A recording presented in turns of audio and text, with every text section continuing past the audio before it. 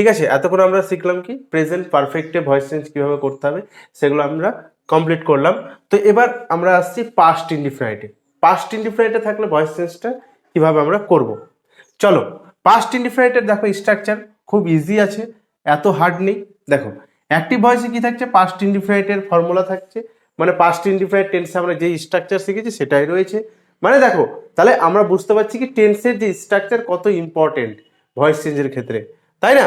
তো দেখো প্যাসিভ ভয়েসে কি হচ্ছে না, অবজেক্টটা সামনে আসছে, তারপর সেই অবজেক্ট অনুযায়ী আমাদেরকে ওয়াজ বা ওয়্যার বসাতে হচ্ছে। অবজেক্ট যদি সিঙ্গুলার সাবজেক্ট হয় তাহলে আমরা ওয়াজ বসাবো, আর অবজেক্ট যদি প্লুরাল সাবজেক্ট হয় তাহলে আমরা ওয়্যার বসাবো। তারপরে কি হচ্ছে আবার same V3 plus by plus হচ্ছে সাবজেক্ট, মানে এই যে সাবজেক্ট সেই সাবজেক্ট লাস্টে চলে যাবে এবং সেটা অবজেক্টিভ হিসেবে ব্যবহার হবে।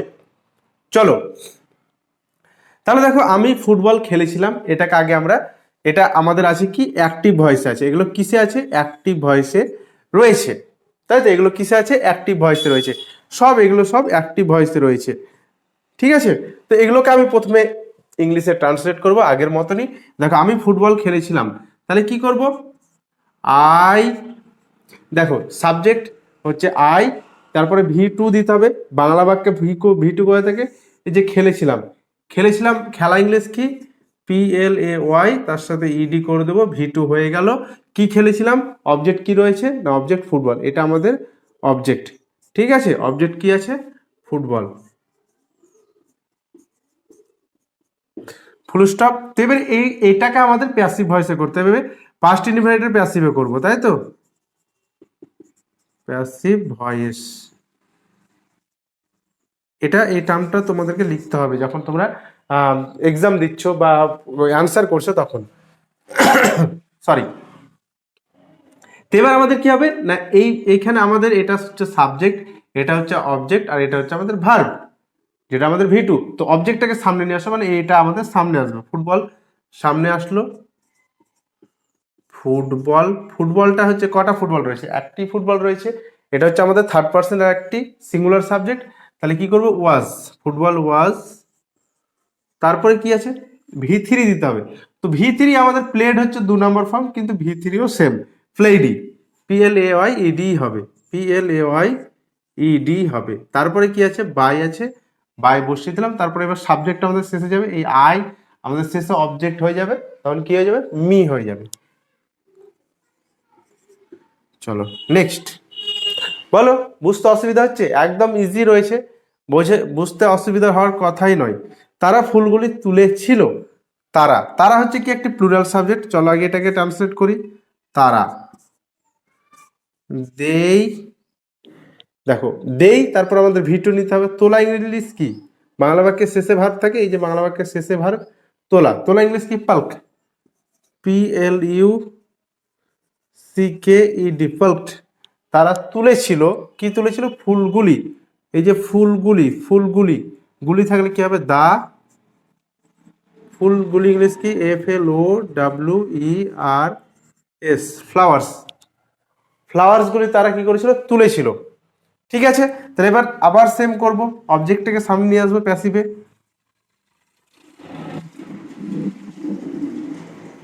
ফ্লাওয়ার্স, দা ফ্লাওয়ার্স নিয়ে আসো, দ্য ফ্লাওয়ার্স। এবার কি, ফ্লাওয়ার্সের সাথে এস আছে মানে প্লুরাল সাবজেক্ট রয়েছে, তাহলে কি হবে, আমার ওয়্যার হবে, প্লুরাল সাবজেক্ট হলে কি হবে বলেছিলাম, ওয়্যার হবে।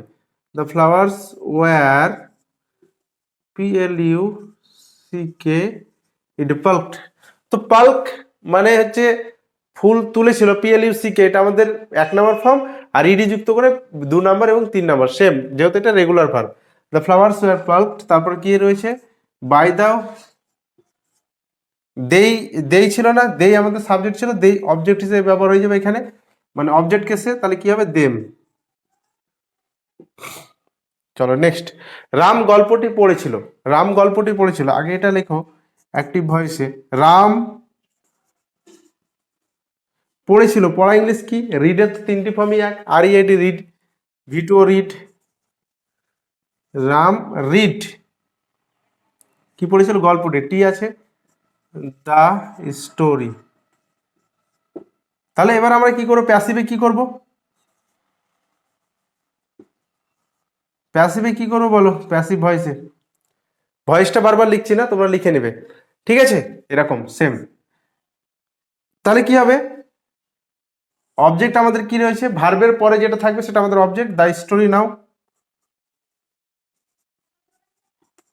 দ্য স্টোরি, দ্য স্টোরিটাকে তুমি না আমি, থার্ড পার্সন একটা সিঙ্গল নাম্বার সাবজেক্ট, তাহলে ওয়াজ হবে থার্ড পার্সন সিঙ্গল নাম্বার সাবজেক্টের জন্য ওয়াজ, মানে এই যে অবজেক্টের পরে ওয়াজ হলো, অবজেক্টটা হচ্ছে থার্ড পার্সন সিঙ্গল নাম্বার, তাই দ্য স্টোরি ওয়াজ, তারপর কি V2 দিতে হবে, V3 দিতে হবে, মানে এই রিডের তো তিনটে ফর্মই এক, রেডি দিয়ে দাও, তারপরে কি আছে, বাই আছে, আমাদের এখন মুখস্থ হয়ে গেছে স্ট্রাকচার, তাই না, বাই রাম, রাম যেমন আছে তেমন হবে।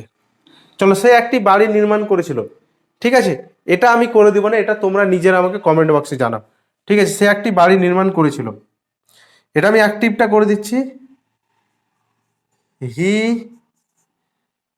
চলো হি হচ্ছে একটা third person single number subject, তো আমাদের V2 ইউজ করতে হবে। নির্মাণ করা ইংলিশ কি, build, BUILD, build, BUILD build মানে নির্মাণ করা, পাস্ট ফর্ম হচ্ছে build, BUILD build, build, build মানে দুটো ফর্মই একই, বিল্ড, এটা V2 এবং V3, তাহলে V2 হিসেবে নিলাম কি, একটি বাড়ি, a house, he build a house, তো এটার প্যাসিভ ভয়েস তোমরা আমাকে করে দিবে, ঠিক আছে,